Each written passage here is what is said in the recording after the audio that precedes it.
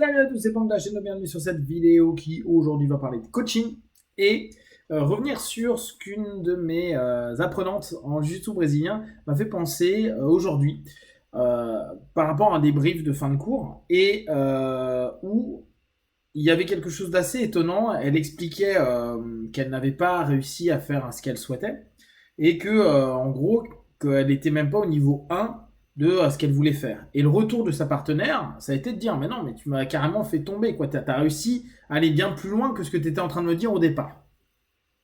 Euh, Ce qui m'a marqué, ce que je lui faisais comme remarque, c'est attention aux attentes excessives, c'est-à-dire d'aller limite jusqu'à l'idéalisation potentielle de ce que l'on souhaite, ce que l'on veut, parce qu'on est inapte à ce moment-là à voir ce que l'on a et ce que l'on peut faire.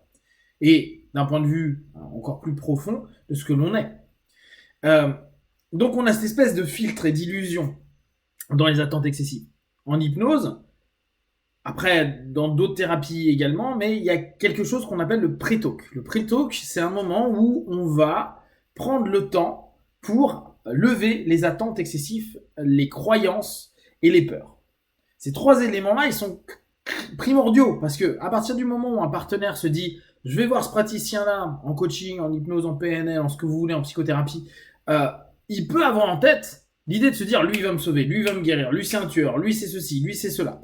Et ou se dire waouh, la séance qu'il va me faire ça va être un truc de ouf, un truc que j'ai jamais vu. Parce que mon pote Bob, lui il l'a fait la semaine dernière, c'est un truc de malade, je le sais. On pourrait potentiellement utiliser cette motivation et se dire ça va le faire, ça va aller facilement vers le résultat, ou en tout cas, ça va optimiser les chances de réussite. Mais ce qui n'est pas toujours le cas.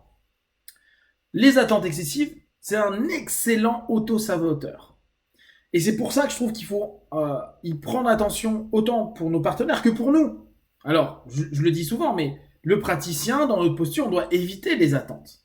On doit éviter encore plus les attentes excessives d'une séance, d'une technique qu'on vient d'apprendre, peut-être d'un mieux-être d'un partenaire sur une précédente séance, en se disant bon là cette séance-là, boum, on va mettre KO sa pathologie, sa problématique, etc., etc. Attente excessive. C'est auto-saboteur. Pourquoi? Parce que si ça n'arrive pas tel qu'on a pu l'imaginer, et Dieu sait qu'on est projectif, on est projectif parce que c'est un besoin. On a besoin de pouvoir potentialiser le futur et, si possible, avec nos émotions, nos sensations, notre mental, d'y mettre plein de choses pour se dire ah, c'est à peu près vers là que je veux aller. On pourrait appeler ça un objectif. Le problème, c'est que l'attente excessive n'est plus un objectif précis, réaliste, écologique et mesurable. On n'est plus dans une notion réaliste. On en a quelque chose où parfois on se dit oh, ça devrait le faire, ça devrait faire une espèce de petit Big Bang intérieur, une espèce de mouvement puissant, etc. Alors que si déjà on faisait faire un pas à notre partenaire, ça serait bien. Alors, un auto-saboteur. Quand on se met dans une attente excessive, on s'auto-sabote. Parce que si ça ne répond pas à notre fantasme, à notre projection, à notre illusion, à notre excès de quelque chose, ce qui va être souvent le cas, étant donné que la réalité, souvent, elle nous met une petite baffe et nous dit hey, détends-toi, mon pote. C'est bien, mais détends-toi. Eh bien, on va dès lors se dire mais c'est de la merde. Bah, pourquoi j'ai fait ça? Bah, tout ce que je fais, c'est pourri. Ah, attends, j'ai fait ce qu'on m'a dit, ça marche pas. J'ai fait mes prescriptions de tâches, ça marche pas. J'ai suivi tout ce qu'il m'a dit en hypnose, ça marche pas. J'ai fait ces exercices de PNL, ça marche pas. J'ai fait mon tapping, ça marche pas. Alors que mon pote José, lui, en 2 temps 3 mouvements, il a fait son tapping, sa PNL, ses switches et son EMDR et sa vie a changé. Donc, dès lors, c'est ah ouais, mais il y a rien qui marchera jamais sur moi. Ou tout ça, c'est de la merde. Ou je vais trouver un nouveau système, etc. Bon, à la limite, trouver un nouveau système, c'est un bon cheminement pour se dire il y a peut-être quelque chose qui pourrait fonctionner. Mais attention, plus on est en attente excessive, plus on s'auto-sabote, plus la suite sera une attente excessive, encore plus excessive. On va monter. On va se dire, bon, bah, il n'y a personne qui a pu ça avant, il n'y a aucun système qui a pu, donc je vais aller faire ma retraite chamanique, ou je vais aller fumer ou boire mon ayahuasca, mon iboga, aller bouffer des insectes au fin fond du Chili. Peut-être que ça sera un truc de fou.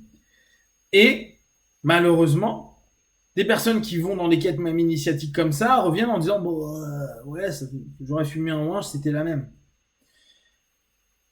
Notre attente excessive nous met une illusion complètement. Donc déjà que on, on ne capte que très peu de ce qui se passe autour de nous, allez 10, 15, 20%, très peu de ce qui se passe à l'intérieur de nous, allez 10, 15, 20%, l'attente excessive, elle a une foulée lunettes et elle dit ta gueule. Tu vas juste voir ça. C'est de la VR. On est dans la VR à fond. On a VRisé notre cerveau et on a dit voilà, la réalité que j'attends, c'est celle-ci. Et malheureusement, il y a des moments où tu dois enlever les lunettes et tu vis quelque chose, l'expérience. Et là, t'es plus en VR, t'es dans R tout court. Et le R tout court, bah, il te met quelques pichenettes et ça fonctionne pas forcément. Donc, à nous de se dire, attends, est-ce que ce que je suis en train de projeter, c'est excessif ou pas? Et il y a des moments, c'est dur, on s'en rend pas compte. On est tellement dans le déni de plein de choses qu'on se dit, c'est bon, lui il l'a fait, lui il l'a fait, j'ai lu un bouquin où le mec il a pu faire ça. Et je vous rappelle une phrase que en ce moment j'aime énormément sortir, qui est l'exception n'est pas la généralité. Donc oui, il y a des personnes qui peuvent faire des choses et tout le monde ne pourra pas le faire. Et ça, Dixit, mon pouvoir limité. Et donc, la question à se poser, c'est si je suis en attente excessive, c'est que derrière, je me mets assez facilement dans de l'autosabotage. Et le travail à faire, c'est sur l'attente excessive ou sur l'autosabotage. Si on veut être sur du symptomatique, on peut travailler sur l'attente excessive. Je vais tenter d'avoir des attentes réalistes. Des attentes peut-être un peu moins kiffantes, un peu moins bling bling, mais plus basées sur ce qui peut être fait, ce qui va être fait, ce que je vais faire, ce que je mets en place, ce qui va être. Et là, si déjà on s'impose ça, on va déjà mettre une petite claquounette à notre auto-sabotage, à lui dire non. Je vais pas aller dans le sens qui dit ouais, ça va être un truc de fou. Je vais être parfois un peu plus réaliste / cynique, mais avoir cette réalité vécue. On ne peut faire confiance qu'à la réalité vécue. Et les articles neurosciences nous disent que bientôt on est foutu à ce niveau-là, parce que vu qu'on va nous donner de la non-réalité, notamment avec tout ce qui est deep learning et les deepfakes, etc. Donc, cette notion de vécu va quand même avoir quelque chose d'important, de le ressentir dans le corps, de ressentir ses émotions, ses sensations, ses pensées, et valider cette notion-là. Et pas se perdre dans une pensée qui, très souvent, nous déconnecte du reste. Ou on peut aller travailler sur la notion peut-être plus initiale, c'est qu'est-ce qui fait que j'ai besoin de me saboter. Et là, on rentre, la plupart du temps, dans des notions dont on a déjà parlé, qui peut être l'estime de soi, l'attention à soi, le respect de soi, cette notion donc valorisation de ce que je peux être réellement. Les autorisations qu'on se donne. Quelle autorisation je me donne ou quelle autorisation je m'interdis d'avoir. Donc, je vous invite là, dans vos projets, dans vos idées, dans ce que vous allez mettre en place, dans votre quotidien. Et aussi, si vous allez voir un thérapeute ou si vous allez apprendre quelque chose de nouveau, de tendre à cadrer vers quelque chose qui est une attente juste. Et de voir vos progrès étape par étape. Prendre votre temps. Et de vous dire, waouh, ça j'ai réussi. Ça c'est pas encore gagné. Ça, je suis à 20% de réussite. Ça, je suis à 35. Ça, je suis à 70. Cool.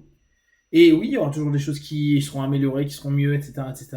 Mais prendre en compte cette notion-là pour vous permettre de vous valoriser dans ce que vous mettez en place. Et petit à petit, de mettre au loin cette notion d'auto-sabotage. Si vous avez des questions, des remarques, vous partagez sur Facebook, YouTube, j'y répondrai le plus rapidement possible. Et comme d'habitude, de tout ce que je propose, ne prenez que ce qui est bon juste pour vous. Testez, observez, analysez et concluez. Be one, ciao.